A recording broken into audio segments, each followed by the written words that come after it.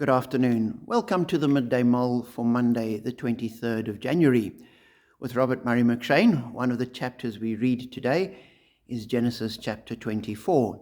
And in this, Abram, now well advanced in years, sends one of the servants from his household to find a suitable wife for his son Isaac. So he sends him back to his family, which would probably be in the region of Ur, and he says, go and find a wife.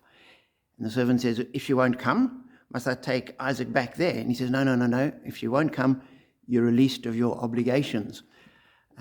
So a servant goes off, takes along a whole lot of gifts. And as he gets to the area, he stops. And at a well outside of the city, he prays to God and says, basically, when the women come out, if I ask one of them to give me a drink, and she offers to give water for my camels, then I will know that she's the one that you've chosen. And in verse 15, we're told, before he had finished praying, Rebekah came out with a jar on her shoulder. She was the daughter of Bethuel, son of Milcah, who was the wife of Abram's brother Nahor. This girl was very beautiful, a virgin. No man had ever lain with her. She went down to the spring, filled her jar, and came up again. And the servant says, can you give me a drink?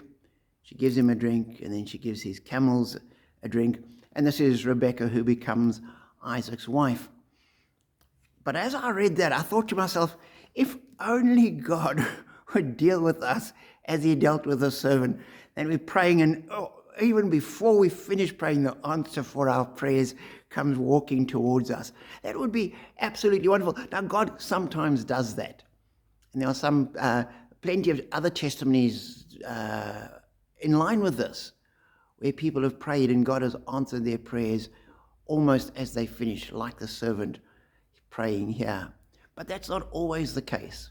And we know that Jesus tells us, pray and keep on praying. And he gives us the parable of the persistent widow who went back to the judge again and again and again. And he says, so don't stop praying and asking God. Now, why God would answer some prayers immediately and others that we keep on praying is not clear. I suspect a lot of it has to do with what we need to learn. And I think often the persistence in prayer is not that God isn't ready, whatever the issue is, that he won't answer it now, but that we need to learn something. And he waits until we've learned what we need to before he answers our prayers.